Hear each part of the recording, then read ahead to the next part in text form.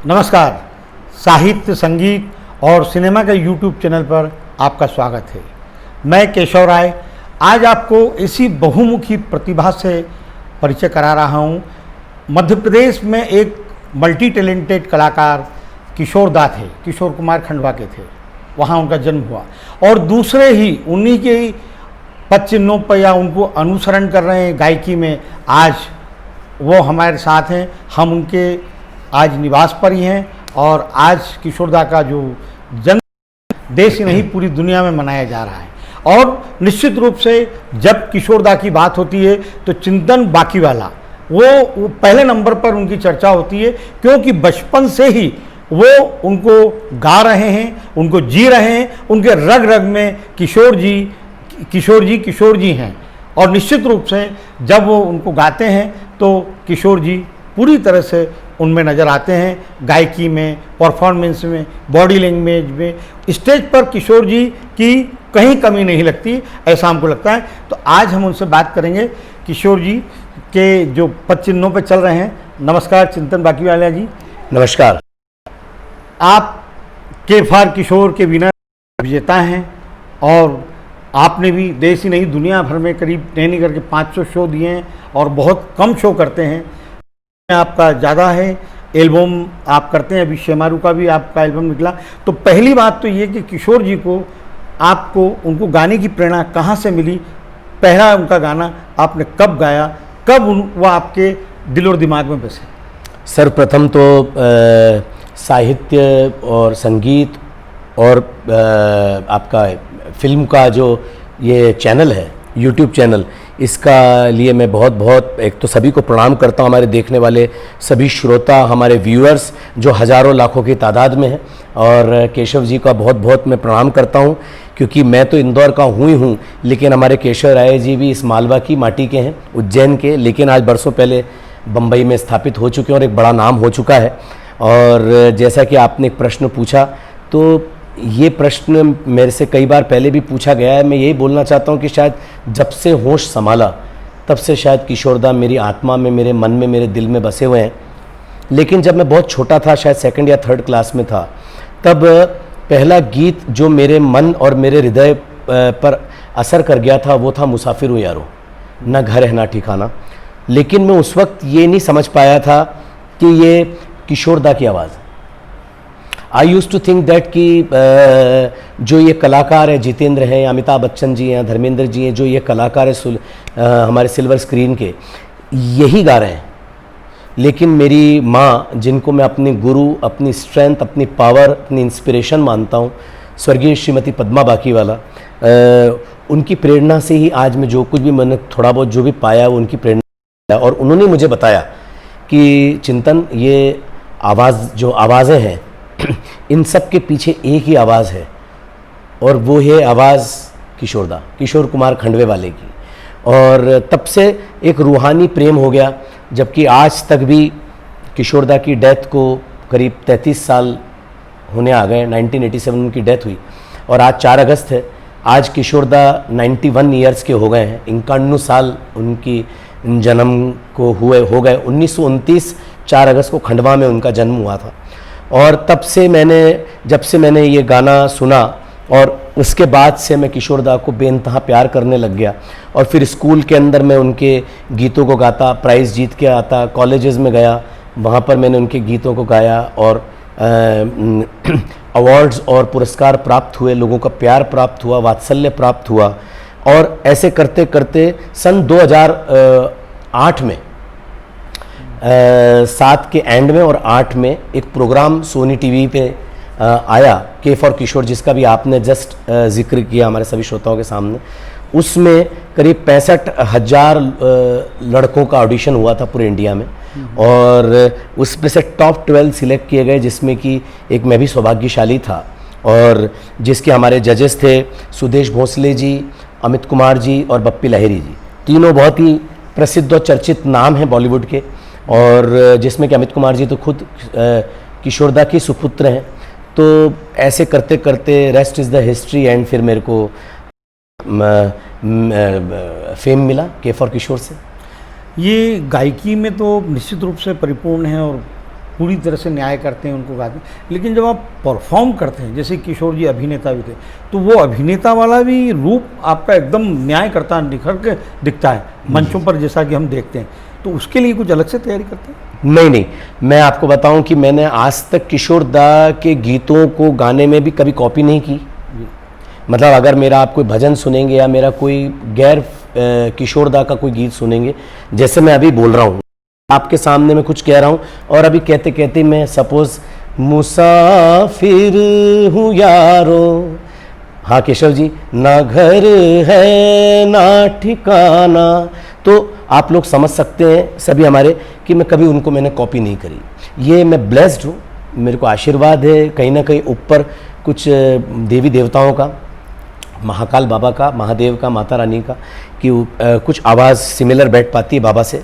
और दूसरी चीज़ ये है कि मैंने कभी उनको जब देखा ही नहीं, मैं उनसे मिला ही नहीं, और उन ज़्यादा परफॉर्मेंसेस के यूट्यूब पे वीडियोस भी नहीं है, क्योंकि वो समय 80 के दशक शूट हो पाते। फिल्में देखी हैं?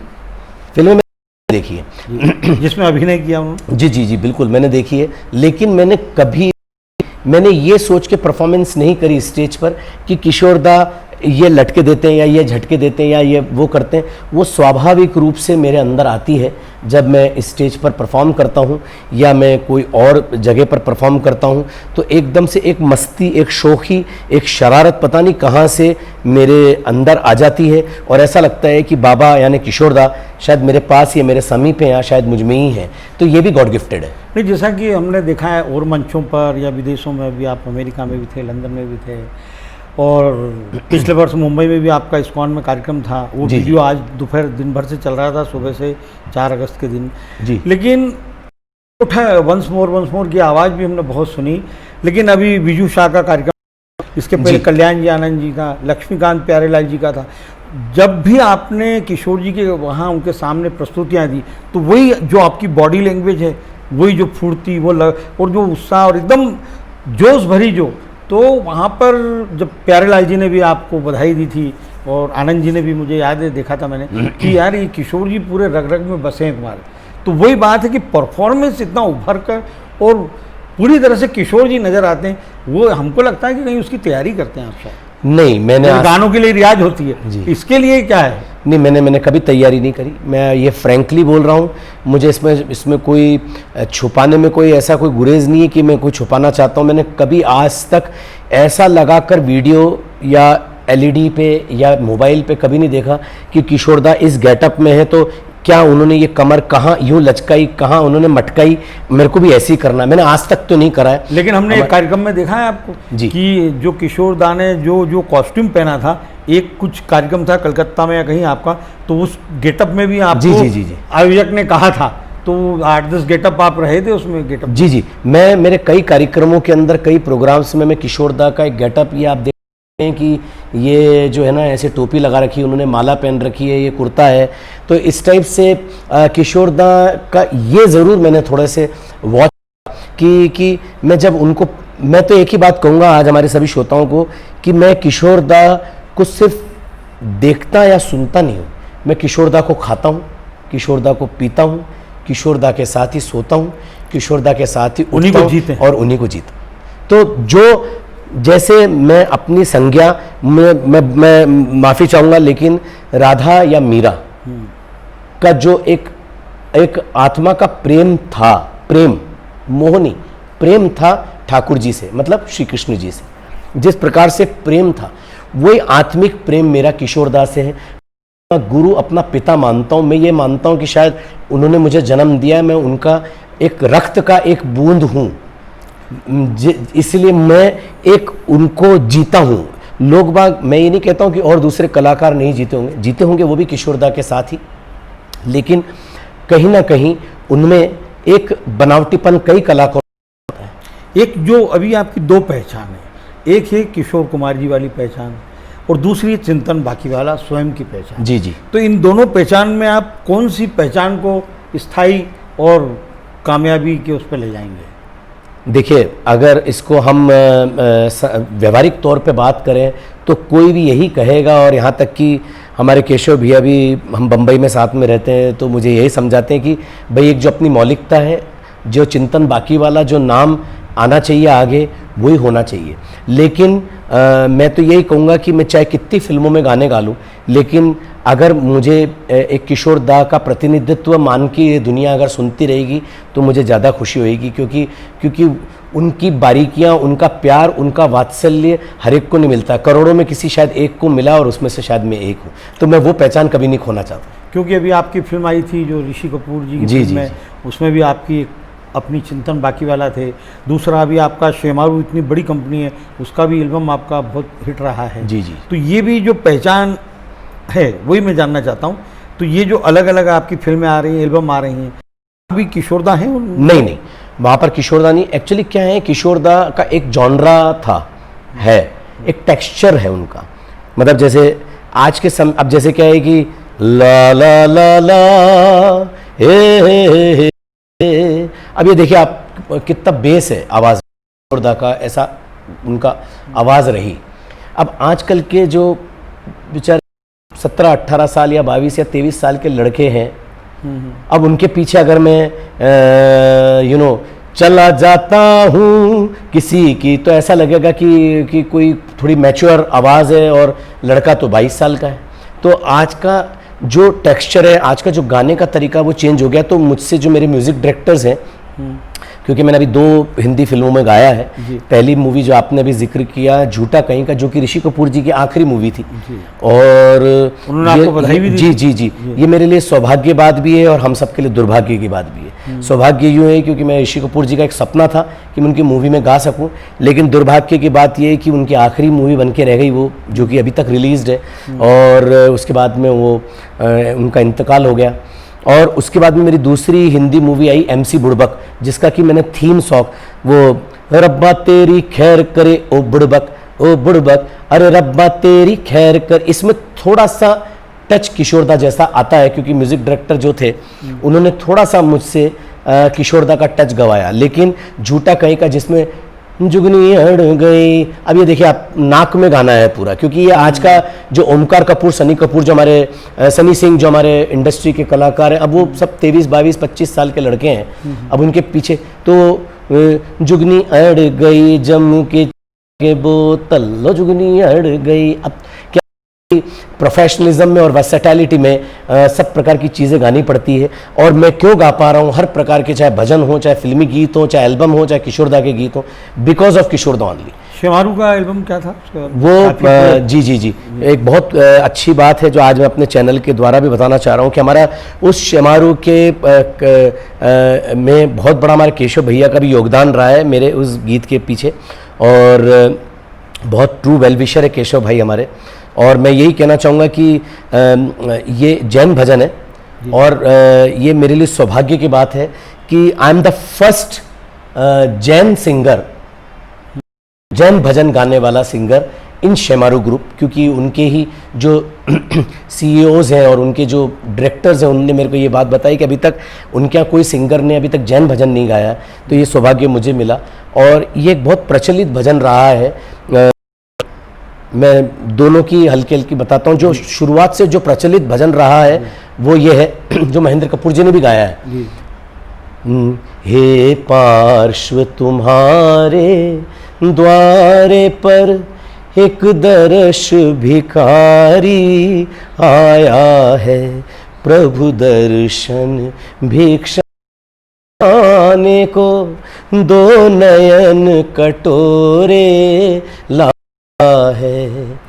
ये तो था महेंद्र कपूर जी ने जो आज से करीब 30-35 साल 40 साल पहले गाया, 30-35 साल पहले जी। अब इसी को ही शेमारू ने भजन में स्वैग, आज का समय स्वैग का ही है जी। तो अनूप जलोटा जी ने भी इस भजन के पहले मेरे लिए कहा कि अब हमारे सामने चिंतन बाकीवाला जी आ रहे हैं जो कि भजन में स्वैग लेकर आ रहे। तो अब मैंने इस भजन को शेमारू ने और हमारे म्यूजिक डायरेक्टर समर्पित भाई ने जिस प्रकार से मुझे गवाया, इसी गीत, इसी भजन को जी। हे पार्श्व तुम्हारे द्वारे पर एक दर्श भिखारी आया है, हे पार्श्व तुम्हारे द्वारे पर एक दर्श भिखारी आया है, प्रभु दर्शन भिक्षा पाने को दो नयन कटोरे लाया है, क्या? हे पार्श्व तुम्हारे द्वारे पर। तो ये गीत अब आ चुका है और शेमारू ने लॉन्च कर दिया ऑलरेडी और इसके हजारों व्यूज़ हो चुके हैं अभी कुछ ही रोज़ के अंदर ही। और इसी प्रकार से सफ़र अनवरत जारी है और आप सब लोगों की इस प्रकार से दुआएं और आशीर्वाद मिलता रहे तो कोरोना काल के बाद में 2021 में बहुत सारी चीज़ें आ रही है जो कि मैं अपने चैनल के माध्यम से आप सब लोगों को बताता रहूँगा। आपको आचार्यों का, आचार्य पुष्पमन सागर जी, पुलक सागर जी और सभी का बड़ा आशीर्वाद मिलता है, विद्यासागर जी महाराज का, और आप बराबर उनके दर्शन करने बिल्कुल, जाते बिल्कुल, जी। हैं और वो भी आपके भजन सुनते हैं। जी जी बिल्कुल। आचार्य विद्यासागर जी, आचार्य पुलक सागर जी, आचार्य पुष्पन सागर जी, आचार्य प्रणाम सागर जी और विजय रत्न सुरीश्वर जी, नम्र मुनि महाराज जी। मैं क्या कहूँ, मैं आई एम सो लकी कि मुझे सभी साधु संतों का, चाहे वो जैन समाज के हों, चाहे हिंदू समाज के हों, चाहे और भी कोई भी समाज के हमारे साधु संत हों, जितने तपस्वी साधक आराधक हैं, सभी मुझे बेहद प्यार और वात्सल्य देते हैं और उनके पास में मैं जाता हूँ और भजनों को भी गाता हूँ, गीतों को भी गाता हूँ। हमारे आचार्य प्रज्ञा सागर जी महाराज है, वो अभी भोज कर्नाटक में विराजमान है, प्रज्ञा सागर जी महाराज। और आप यकीन नहीं मानेंगे केशव भैया और हमारे सभी श्रोता कि वो मैं पहुँचता हूँ और वो मुझे जो गीत बोलते हैं कि इस गीत से सभा के अंदर आप चिंतन भैया अपने गाने की शुरुआत करो। प्यारे बंधुओं, अरे संगीत प्रेमियों, मेरे दादा दादियों, मेरे नाना नानियों, मेरे काका काकियों, मेरे मामा मामियों, मेरे यारो यारियों, मेरे बच्चे बच्चियों, आप सबको किशोर भक्त चिंतन बाकी वाला, अरे इंदौर वाले का सब प्रेम नमस्कार। तो इस टाइप से मैं वहाँ तक भी महाराजों और गुरुओं के सामने भी इस टाइप से किशोरदा की तरह से मेरी एंट्री होती है और खूब मस्ती लेते हैं। खूब संगीत में बात ही ऐसी और किशोरदा में बात ऐसी हमारे किशोरदा। अच्छा, लंदन और अमेरिका में जो शो हुआ तो अभिषेक बच्चन ने भी आपका जी गाने सुने थे, बाद में गले वले लगाया, काफ़ी उनको भी आपने, हमने परफॉर्म किया साथ में। हाँ, तो वहाँ ये किशोरदा की गाने गाए। जी जी जी। कौन से गाने गाए थे? मैंने बहुत सारे गाने गाए और एक गीत था के पग घुंघरू बांध मीरा नाची थी और हम नाचे बिन घुंघरू के पग घुंघरू। अब जब मैं ये गाना गा रहा था ह्यूस्टन टेक्सास अमेरिका में, तो क्योंकि वो उनके पिताजी का है और मुझे मालूम पड़ गया था बिकॉज हम दोनों एक ही प्रोग्राम में हमने करीब 3 या 4 शोज़ एक साथ करे थे 2018 में। पिछले साल 2018 के अंदर हमने करीब 4 या 5 शोज़ अमेरिका के अंदर करे थे, मैंने और अभिषेक बच्चन साहब ने। और मैं यही कहना चाहूँगा श्रोताओं का, he is a gem of person, बहुत ही सरल। वो जितनी हाइट में 6.25 फुट के हैं उतनी सरल इंसान है। आप तो खुद मिले हुए भी हैं उनसे पर्सनली, अमिताभ जी से भी आप मिले हुए हैं। और जब मैंने पिताजी का उनका, क्योंकि करीब 90% से ऊपर गीत किशोरदा ने अमिताभ बच्चन जी के कैरियर के 90% गाने किशोरदा ने ही गा रखे। जी जी। तो मुझे मालूम, पहला मेरा शो था ह्यूस्टन में जी। तो मुझे मालूम पड़ा कि अभिषेक बच्चन जी पहुंच गए हैं और वो थोड़ी देर में हॉल में आने वाले हैं। तो मैंने पूरा अमिताभ बच्चन स्पेशल चालू कर दिया। तो उसमें ये पग घुंघरू के वक्त में उन्होंने करीब 2 या 3 बार उन्होंने वंस मोर किया अभिषेक बच्चन जी ने। एंड देन वो स्टेज पर खुद आए और हमने मिलकर सेल्फी ली और नेक्स्ट डे हम साथ में लंच में भी थे। और उन्होंने यही कहा कि that Chintan, I must tell you one thing, that you are truly a rock star. बोले मैंने ऐसा परफॉर्मेंस तक किसी के थ्रू नहीं देखा।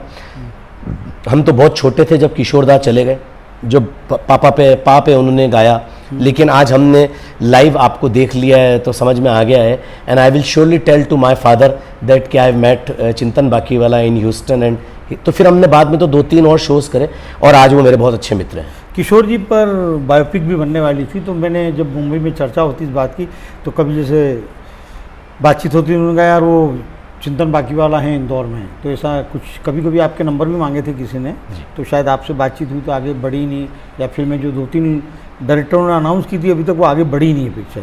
तो इस तरह की कभी जब फिल्में बनती हैं और आपको उसमें कुछ मतलब मिलता है गाने को या उसमें जुड़ने को, निश्चित रूप से आप तो जुड़ेंगे। बिल्कुल बिल्कुल। के फॉर किशोर के अंदर नागेश कुकुनूर जी, जो कि एक मशहूर नाम है बॉलीवुड में, जिन्होंने इकबाल आदि मूवीज़ बनाई, उन्होंने तो उस वक्त अनाउंस ही कर दिया था, बिकॉज वो उस वक्त बायो एपिक लेकर आ रहे थे किशोरदा पे, और उन्होंने बोला था कि इस फिल्म के सभी गाने जो है वो चिंतन will sing all the songs. But कुछ मेरे को आगे की कहानी नहीं मालूम, कुछ और भी बड़े डायरेक्टर्स और प्रोडक्शन हाउसेज ने किशोरदा पे मूवी अनाउंस तो करी, बट वो कहाँ रुक गई, कहाँ रुकावट आ गई। लेकिन आपने कहा है और पूछा है, तो मैं ज़रूर कोई ऐसी बायोपिक बनती है और अगर उसमें मुझे एक भी गीत गाने को मिलता है तो ये मेरे लिए परम सौभाग्य की बात रहेगी। और अगर कुछ एक्टिंग करने का भी मौका मिलता है तो मैं नहीं छोड़ूंगा, क्योंकि ये मेरा सबसे बड़ा ख्वाब और सबसे बड़ा सपना है। जो किशोरदा को जो संगीतकार मिले, जो गीतकार मिले, तो वैसे आज के दौर में आपको लगता है कि उस तरह के गीत और संगीत, आज उस तरह का संगीत आ रहा है या गाने आ रहे हैं? ये एक थोड़ा सा जिसे कह सकते हैं, मैं इसको ऐसे दूंगा कि परिस्थिति के हिसाब से हमारे संगीतकार और हमारे गीतकारों ने अपने आप को चेंज किया है। मैं ये नहीं कहूँगा कि, मैं ये नहीं कहना चाहता हूँ कि आज की लेखनी या म्यूज़िक में कहीं कोई 19सा हो गया है। It is not. दर्शकों की सोच बदली, दर्शकों की सोच आजकल के जो आप देखेंगे केशव भाई की, आजकल के जो हमारे यंगस्टर्स हैं, हमारे जो कॉलेज के स्टूडेंट्स हैं, हमारे जो आज के समय में हर चीज़ बहुत, जैसे कह सकते हैं, पहले बड़े बड़े थैलियों में चीज़, बड़े बड़े पैकेट्स में चीज़ आती थी, अब पाउच में आने लगी। क्योंकि जो आपको आज के यूथ ने चिंतन रॉक स्टार के नाम से बुलाते हैं, आपके फैंस क्लब भी, और इस तरह से जो आपके श्रोता और जो दर्शक हैं और जो आपके फैंस क्लब बने, हज़ारों मध्य प्रदेश में मैंने देखे हैं कि कोई भी जब कार्यक्रम होता है तो कितने लोग आते हैं, मतलब हॉल के बाहर, अंदर जितने बाहर भी। चिंतन रॉक स्टार, ये वाला रूप भी किस रूप में आता है पर्दे पर? या अभी आपने थोड़ी देर पहले कहा कि मैं जब स्टेज पे डांस करता हूँ, स्टेज से पब्लिक के बीच कूद जाता हूँ। भी हम श्रोताओं को बताना चाहते हैं, हमारे केशव भाई जो हैं हर वर्ष मालवा कला एकेडमी के थ्रू बड़े बड़े फनकार, बड़े बड़े गायकों को, बड़े बड़े संगीतकारों को मालवा कला समिति की तरफ से और उज्जैन और इंदौर में कार्यक्रम कराते हैं, जिसमें कि मुझे याद पड़ता है उनका इंतकाल हो गया, खय्याम साहब, जिनको राजेश रोशन जी, लक्ष्मी प्यारे जी और दिलीप सेन जी और नदीम श्रवण के श्रवण, मतलब जिसे कह सकते हैं कि ऐसे राजेश रोशन जी, ऐसे ऐसे नाम जो कि हमारे मील का पत्थर है हमारी इंडस्ट्री के, उनको आपने नवाजा है पुरस्कार से, और उन सब कार्यक्रमों का हिस्सा मैं भी रहा हूँ, मेरे लिए सौभाग्य का विषय रहा है। और आपने खुद ने भी अपनी आंखों से देखा है कि जब विजू शाह जी स्टेज पर थे और मैं चला गया और मैंने उनको भी डांस करवा दिया, तो ये रॉक स्टार का एक डिफाइन करना चाहता हूँ, जो वर्सेटाइल होता है, जो परफॉर्म भी करता है, गाता भी है, एक्ट भी करता है, पब्लिक के बीच में भी चला जाता है। मेरे हिसाब से हम उसको रॉक स्टार बोलते हैं। तो ये मेरे फैंस ने, मेरे फॉलोअर्स ने ये नाम मुझे दिया है। हालांकि अभी मुझे बहुत कुछ करना है, अभी मैं रॉक स्टार का आर पे भी नहीं पहुंचा हूँ और अभी बहुत कुछ काम करना है, लेकिन हाँ, ये उनकी वो रहती है। और रॉक स्टार के नाते आने वाले समय में मेरी कई फिल्में, कई अनप्लग्ड, कई मैशअप्स, कई रिमिक्सेस, ये सब भी देखने को मिलेंगे, जिससे कि ये पूरी तरह से मैं जस्टिस कर पाऊँगा। तो चिंतन जी धन्यवाद, हमारी शुभकामनाएं कि आप दिनों दिन हिट गाने देते रहें, आपके और लाखों करोड़ों आपके फैन फॉलोइंग हो और आपके चाहने वाले हों। तो देखिए आप, चिंतन रॉक स्टार, चिंतन बाकीवाला, के फॉर किशोर के विजेता, मतलब मल्टी टैलेंटेड चिंतन बाकीवाला। और आने वाले दिनों में निश्चित रूप से इनको एक्टिंग के भी ऑफ़र आ रहे हैं, लेकिन शायद ये उसमें ज़्यादा रुचि लेते नहीं हैं, लेकिन हमारी भी इच्छा है कि इनको पर्दे पर अभिनय के रूप में भी देखना है। तो इसी उससे धन्यवाद।